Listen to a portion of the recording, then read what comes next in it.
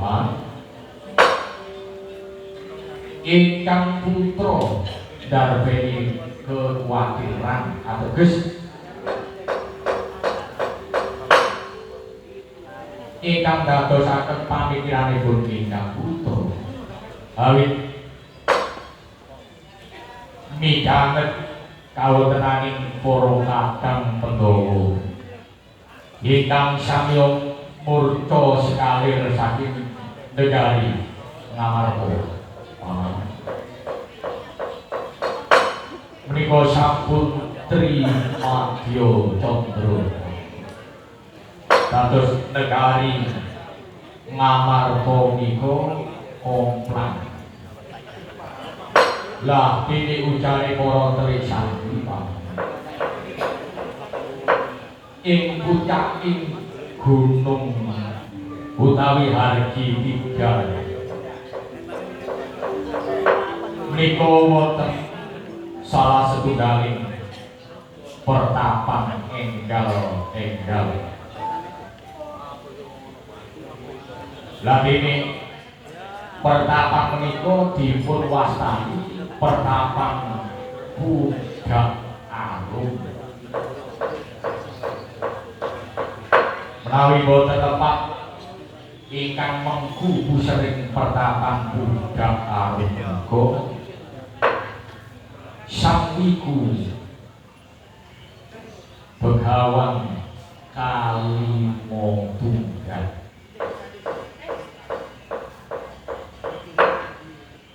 Kathah para cantrik guntung indung-indung samya nyuwita wonten ing Depok pertapan Budak Arum ingkang kula watosipami neliti sastra Begawan Kalima Tunggal.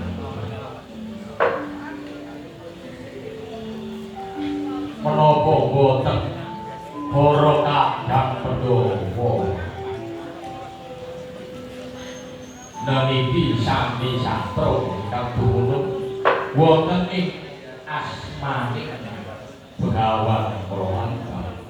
Nah, menika ingkang dadosaken watiripun ingkang putra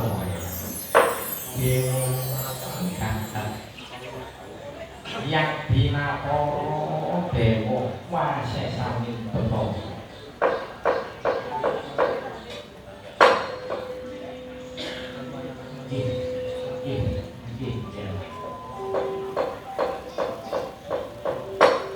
Pun ingkang paman sarujuk menawi Angger Buminata anak Prabu Sriwidaya watosaken bab perkawis menika selaras kaliyanipun nalaripun ingkang paman werdinipun selaras menika ateges tunggal sapanjenengan.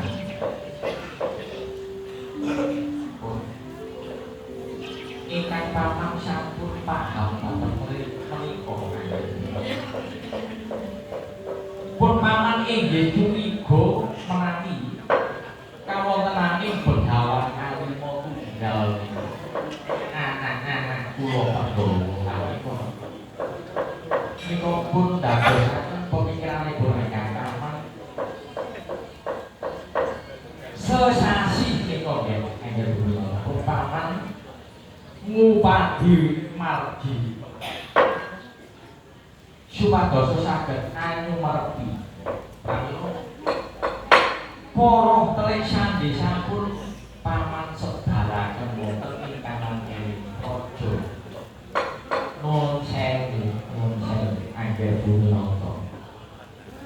Gunung Tigal menika klebet wewengkone Ndiwara ingkang ndarbeni pangwasa wonten ing Gunung Tigal menika inggih menika Sri Narendra Bathara para tamu.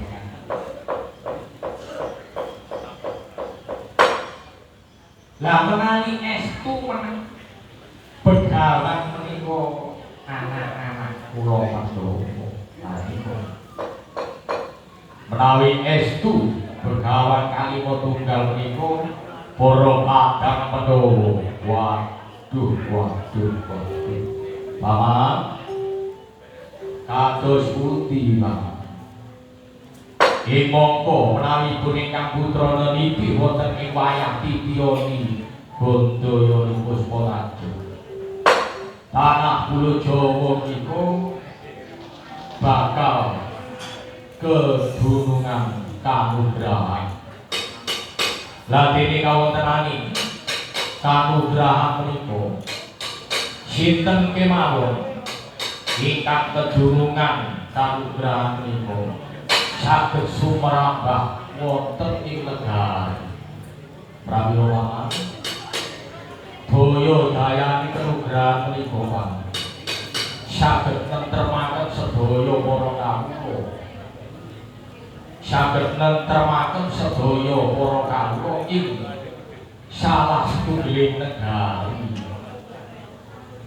menika lho Paman supados Paman ngupati kados pundi amrih kanugrahan menika dumunung wonten ing Ngastina negari menika Paman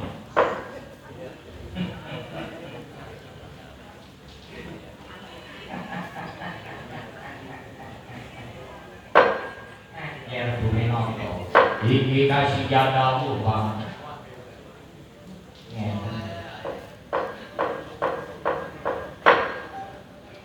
wong salwangsul kanugrahan utawi wahyu menika para tamu dawaipun menawi boten ngamarta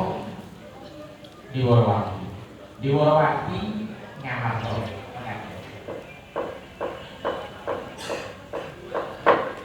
nah nika kula candhak nggih anggen winata pun Paman yo duka sadaya nggih Paman iki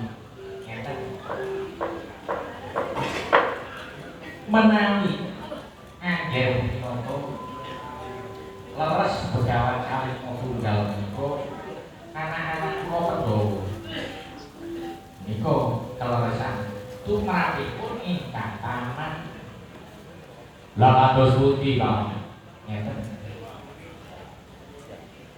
pun Paman ingkang Rekadaya tumrap kawontenan menika tubi langkung rumiyin ingkang Paman taktet panggritan rumiyin kelawan kakang Begawan Durna inggih Paman inggih kula aturi tetanya dumateng Rama Begawan Durna mangko dhisik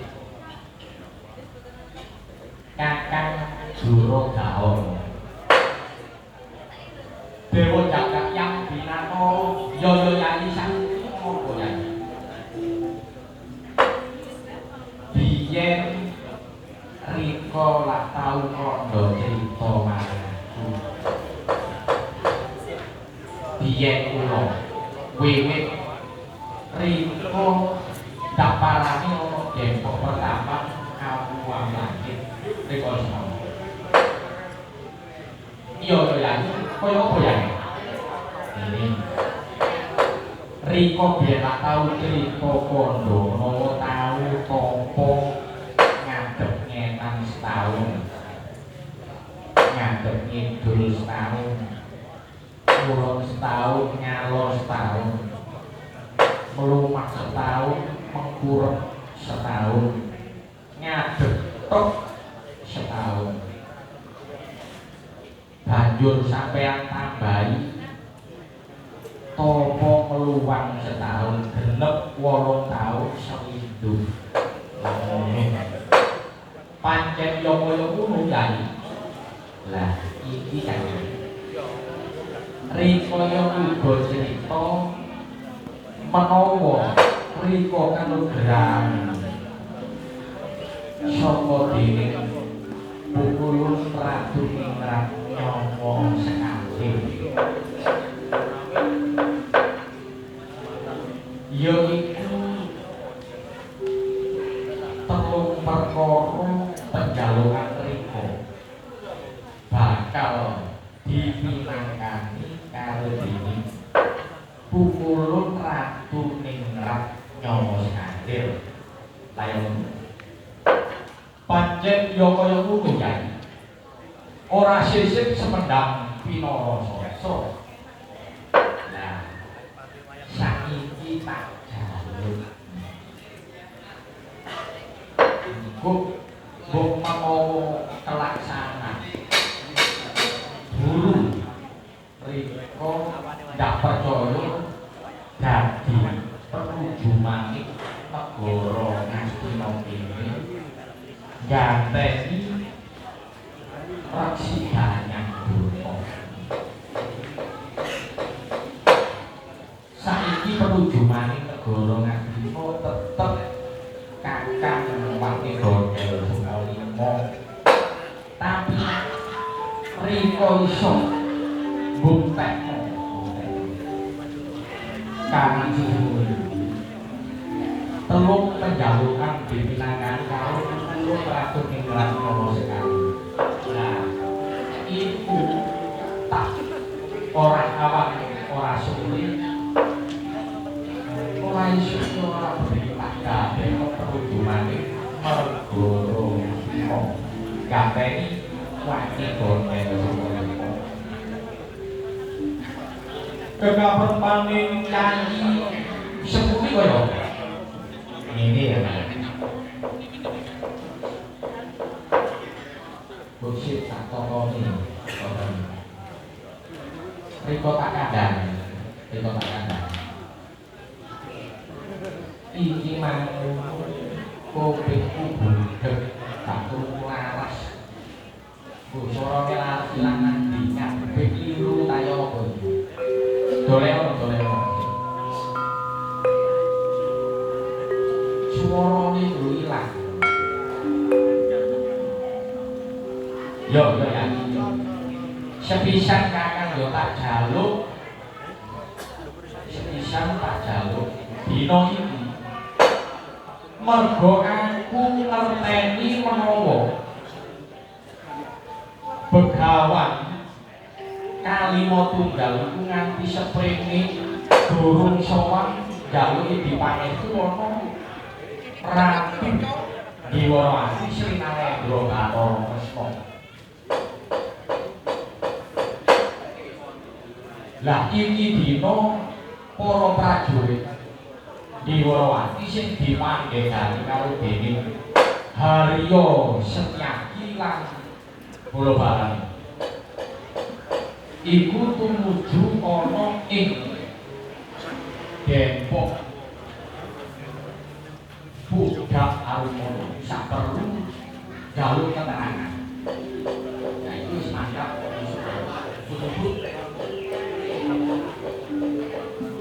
karepe Kyai seputi kaya penjalukan Riko sing apa siji buktekno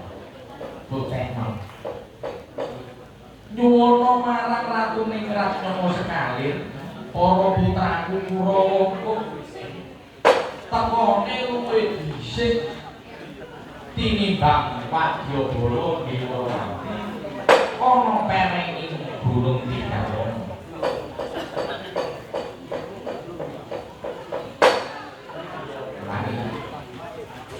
Para putraku Kurawa kabeh baris pendemana perenging Gunung Tigawana.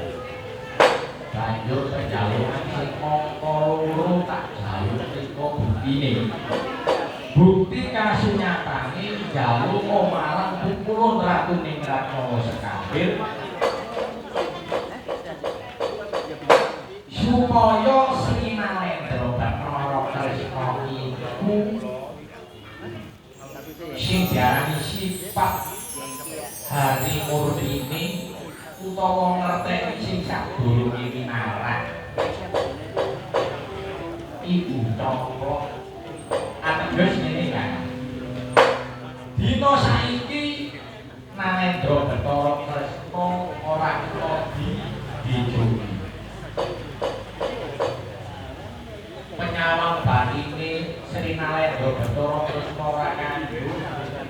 sifat hari piro sadurunge winarane ora.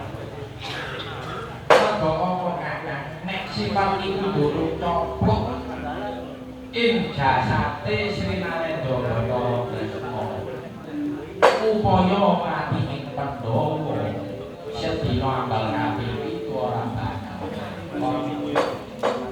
Mergo kene aku sejaka kuwi terus jaka tetanggakan mergo loro sadurunge winaran. Tupi nek padha-padha mripat loko ateges mripat bloko karo Harya Sukman ora bakal kalah Harya Sukman. Nek atasane ngopo kawula lan Udara-Negara Harya Sukman ora bakal kalah karo Narendra Bathara. Dalanane anak-anak liya. Tubi saranane kudu Narendra Bathara Kresna coplok sifat Harimurtine. Niku duweni Harimurti sifate sing perlu sadurunge winaran. Lah kali apa? Nek iku nemplek lho Narendra Bathara Kresna. Kok nyopok pukulun Bathara Bumi. Ora kanggo selawase. Cukup dina iki tok. Nek dina iki wis rampung. Tak rampungane. Gawe pati iki Pandhawa suwe ijet kowe lagi. Mangkunu ya iya. Riko nek musuh Wadyabala Diwarawati mosok gak menang. Lah nek Wadyabalaning Diwarawati tumplek dadi situ.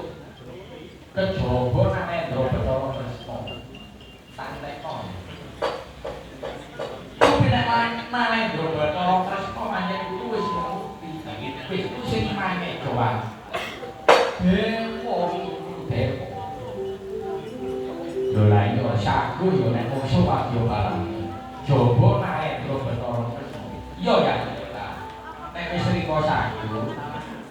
Aku tak nyambut lan angger bumi napa. Sak banyune rika karo aku tak dite ora kena salah. Yo yo. Angger bumi napa. Inggih kasih yang aku bang. Inggih.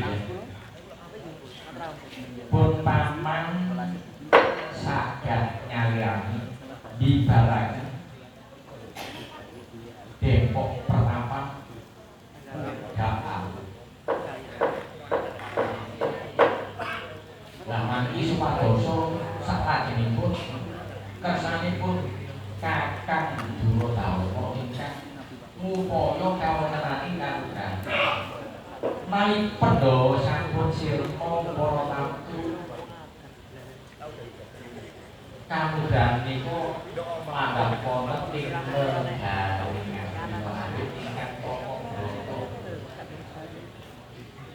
menika Kakang Duratama.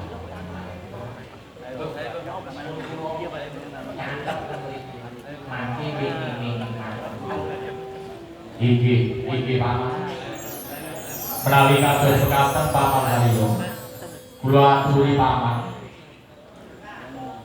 mandhekaning para kakang kula wasta supados jujuk wonten ing pereng Gunung Tidak. Inggih